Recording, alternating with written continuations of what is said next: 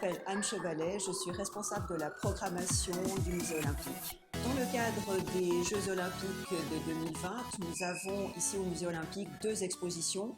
Une qui est focalisée sur l'édition de ces Jeux qui ont été reprogrammés en 2021 et puis une autre exposition qui va nous permettre d'en connaître un peu plus sur la culture pop japonaise et d'en savoir plus sur la société japonaise et son rapport avec le sport à travers un média très particulier qui est le manga, mais le manga de sport.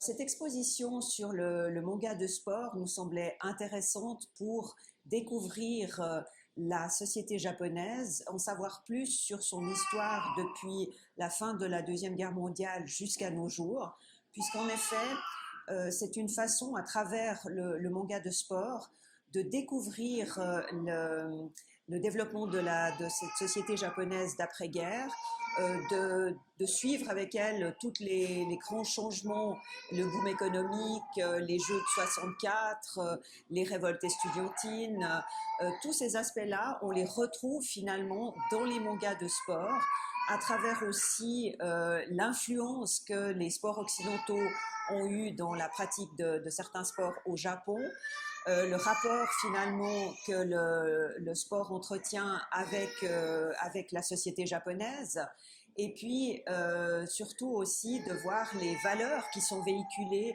à travers la pratique du sport et des valeurs qui sont défendues par les héros de ces mangas japonais. L'exposition consacrée aux Jeux de Tokyo 2020 met l'accent sur les sites de compétition, tout ce qui est évidemment emblématique de ces jeux, comme le relais de la flamme, la torche, les médailles, la mascotte évidemment, mais aussi il y a un arrêt très particulier sur les nouveaux sports au programme, comme le surf, le skateboard, qui vont rejoindre le programme olympique tout prochainement à Tokyo. Et c'était pour nous extrêmement important d'en parler lors de cette exposition. Dans le parc olympique, nous avons une installation aux couleurs de Tokyo qui permet à nos visiteurs déjà d'être dans l'atmosphère des Jeux olympiques, dans l'atmosphère de nos expositions. Il y a aussi la possibilité de télécharger une application qui donne aux visiteurs l'impression d'être un peu à Tokyo, avec des surprises tout au long de sa déambulation dans le parc. Et puis, à l'intérieur du musée, il aura l'occasion aussi de découvrir, grâce à cette application en réalité augmentée, le stade national et d'entrer à l'intérieur de ce stade grâce à cette application. Donc, nous avons essayé d'offrir à nos visiteurs une expérience globale qui va depuis le parc jusqu'au restaurant du musée, qui lui-même offre certaines spécialités japonaises, et de permettre, à travers le manga de sport, de découvrir le Japon d'une manière très originale et inattendue. Nous avons parlé de ce qui se passe au Musée olympique, mais bien sûr, nous attendons aussi de rejoindre notre audience à travers le digital, et notamment nous avons réalisé toute une série de podcasts qui donnent la parole tout d'abord au commissaire de l'exposition, Stéphane Beaujean, qui va nous parler en détail de l'histoire de ces mangas de sport.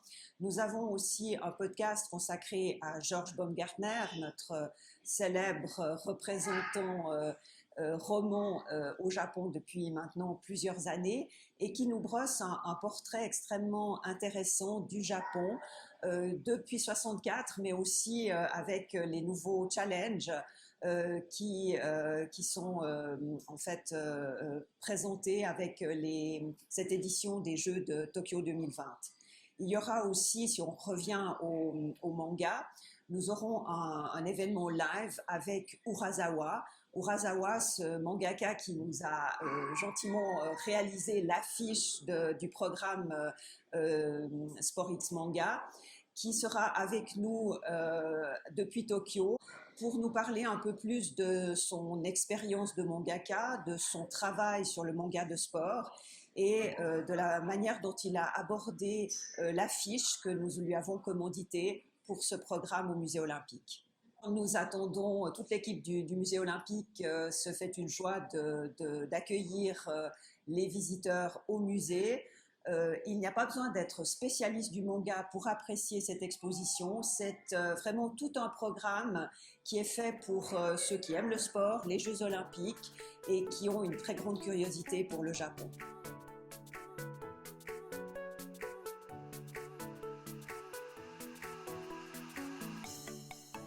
Salut, c'est Olaya, j'ai 24 ans et je suis une ancienne comité.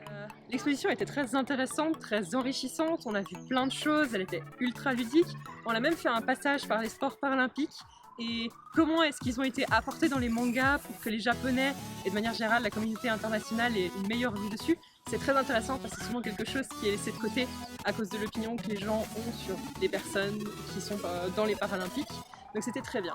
Mais si on veut vraiment donner un petit défaut à cette exposition qui était très très bien, j'ai trouvé personnellement que ça manquait un petit peu de sport, peut-être quand même très présent, mais plus individuel et malheureusement beaucoup plus féminin, comme le patinage ou comme la gymnastique.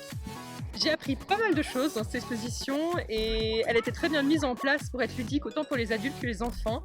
On avait notamment des volets, on a aussi parlé de la révolte étudiante pendant le décret sino-américain et de l'influence qu'il y avait sur Hajime no Ippo, qu'a eu Hajime no Ippo sur tout ça. Donc c'était très intéressant et beaucoup d'apprentissage. Le petit film était très intéressant, très bien réalisé, d'une assez grande qualité avec l'écran 3D qui faisait le relief, c'était très bien, les infos étaient ultra pertinentes. C'est juste dommage peut-être parce qu'il n'y avait pas assez de temps pour à la fois profiter des images et lire le texte. Salut, moi c'est Drona, 28 ans et je fais partie du comité PJ. L'expo c'est la deuxième fois que j'y viens et la première fois déjà ça m'a bien surpris parce qu'il y avait tout plein de choses intéressantes, autant, je veux dire comme tout le monde, hein, autant pour les adultes que pour les enfants et franchement c'est bien parce que même les adultes peuvent s'amuser à essayer de recopier le capitaine Tsubasa, donc c'est vraiment chouette. On n'est pas assez au courant de ce qui s'est passé avec les athlètes japonais, ce qui est dommage parce qu'il y a de très grands athlètes japonais qui même dans leur catégorie de base ont perdu des matchs.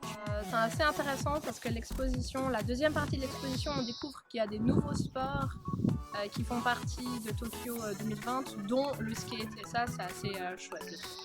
Salut, je suis Hunting et je fais partie du comité Poly-Japan. Le musée était génial, j'ai appris beaucoup de choses et surtout toute l'histoire, le lien entre les mangas et puis l'histoire japonaise. Je retiens qu'il y a beaucoup de mangas de sport et j'ai tout d'abord commencé à m'intéresser à tout ce qui est le basket, lequel je suis fan et je vais découvrir les autres à l'avenir. Hello, moi c'est Elsa, je suis du comité Poly-Japan. J'ai beaucoup aimé l'expo parce qu'elle parle autant aux adultes qu'aux enfants et on ne s'ennuie pas un seul moment, il n'y a que des informations super intéressantes. Même pour ceux qui connaissent le manga ou ceux qui connaissent rien du tout, on apprend vraiment beaucoup de choses. Je ne pensais pas que le manga avait autant de racines dans la culture japonaise qui datait d'autant loin parce que c'est vrai que ça commence déjà depuis 1960. Je croyais que c'était quelque chose de vraiment plus récent que ça. J'ai appris de nouveaux mangas que je ne connaissais pas du tout, surtout au niveau des plus anciens. Quand on parle animé de sport, manga de sport, je pense plutôt à ceux qui sont sortis très récemment, mais en fait ça remonte au tout début. Ça donne vraiment très envie d'aller voir les Jeux Olympiques au Japon. Ça donne vraiment une très belle image du manga, du Japon et des Jeux Olympiques en général. Coucou, moi c'est Pile et je fais partie du comité Poly-Japan. J'étais étonnée de voir à quel point le manga de sport ça a vraiment contribué à l'essor du sport au Japon. J'ai appris qu'il y aura 5 nouveaux sports au JO dont le skateboard et l'escalade et je pense que j'ai très envie de regarder rien que pour ça parce que c'est trop stylé. L'exposition, elle est un petit peu interactive, il y a plein de petites surprises mais on vous en dit pas plus donc allez voir vous-même parce qu'à nouveau c'est gratuit et autant les petits que les grands on a moyen de s'amuser tout en apprenant.